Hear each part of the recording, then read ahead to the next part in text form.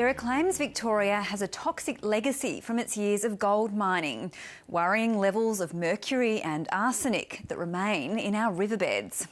Now, a company wanting to remove and sell the valuable mercury is locked in a bitter dispute with the Baillieu government. Cheryl Hall reports from Victoria's High Country.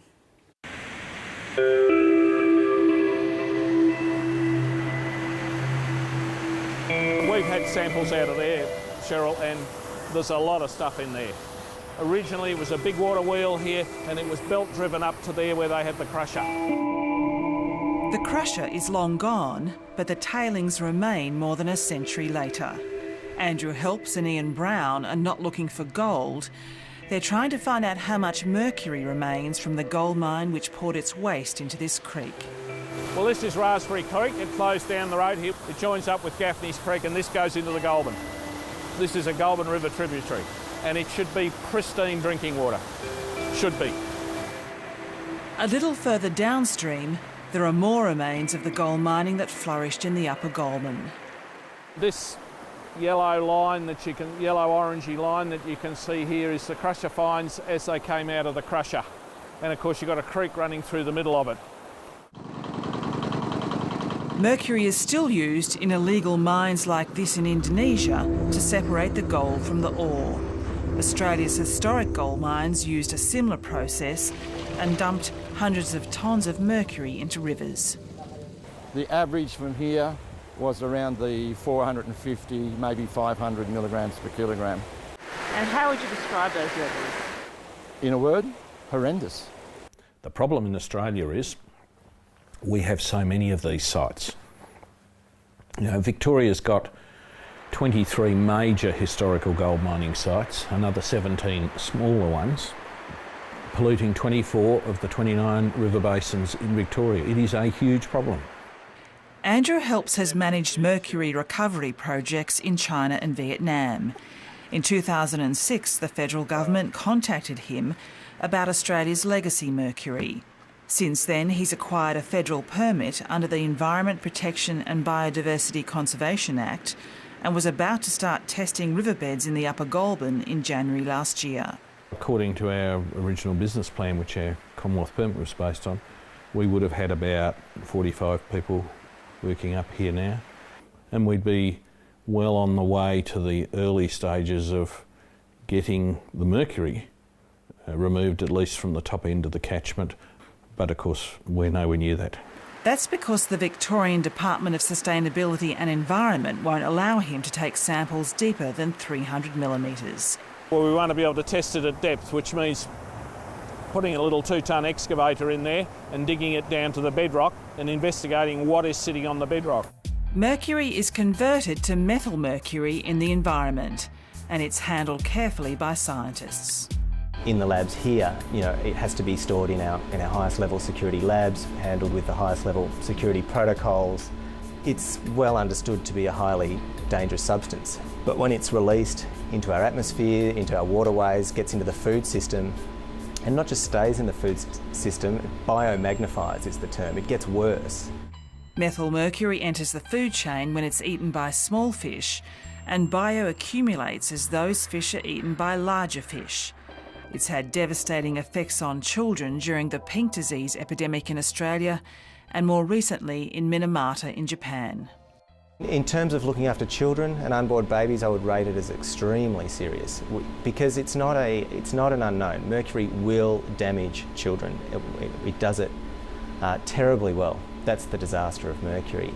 Professor Austin is researching the link between mercury and neurological conditions like cerebral palsy and autism. It's all very well to say if you get bombarded with a huge dose of mercury, we have a fair idea what's going to happen. But low dose over a lifetime or over years, repeated exposures through the air, the fish, the water, what have you, we know much less about that. So would you eat the fish here? No, definitely not. I won't allow my children or my grandchildren to eat them. But it really worries me when I see campers up here and they've got a big pot boiling on a campfire or a gas stove and they've got 15 or 20 freshwater crayfish out of the river and they're saying, you want to try these, mate, they're real good. And they're eating them. While authorities acknowledge the high levels of mercury found in some fish caught here at Lake Eildon, the problem could be replicated in many river basins where gold mining has occurred. The concern is that no comprehensive study has been done into mercury levels in the environment and the possible public health risks. The Victorian Health Department warns pregnant women and young children to limit the number of fish they eat from Lake Eildon and the Upper Goulburn. In the Gippsland Lakes, there are similar concerns. Mercury levels in fish have not been considered high, but dolphins which eat up to 10 kilograms of fish a day have been found dead with high levels of mercury. A number of reports commissioned by the Victorian Government in the 1970s, 80s and 90s have previously warned of high mercury levels in fish and sediments. Of course we've been warned, but when somebody shouts a warning, the other part of that whole exercise is that somebody's actually listening. And they weren't. And they aren't, even now. Professor David Packham is a bushfire scientist. He believes Australia has a major problem with mercury, released naturally from bushfires and left by historic gold mining. Where would you put mercury in the scale of environmental concerns? I personally would put it as a more serious impact on our society than global warming. I am totally convinced that there is prodigious quantities, as much as anywhere in the world, locked away in our mountains from old gold mining areas. HG Recoveries stands to benefit from selling the mercury it removes, but it's locked in a bitter dispute with Victoria's DSE. The Victorian Government Solicitor's Office has already cautioned the company for clearing a track and says it will lay charges under the Forests Act if it continues. HG Recoveries is attempting to bill the DSE for tens of millions of dollars for what it calls unlawful stop work. It's also threatening to sue 18 members of the department for misfeasance or intentionally giving incorrect advice. The view is they do not want the extent of the mercury pollution in a number of catchments in Victoria exposed. The DSE declined to be interviewed. In a statement it says HG Recoveries has not sought relevant Victorian approvals for its proposal to dredge riverbeds, or provided sufficient information to allow government regulators to make a proper assessment of the proposal. The EPA says it's aware of the historic mercury contamination of waterways, but it's concerned the proposed dredging would release more mercury from the sediments where it's stored.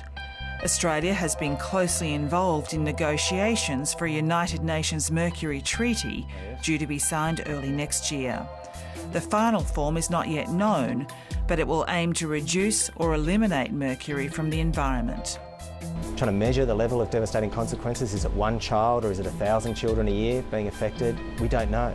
This is part of the huge research hole that we need to fill over the next few years. But I would say if it's one child, we've got an extremely serious problem.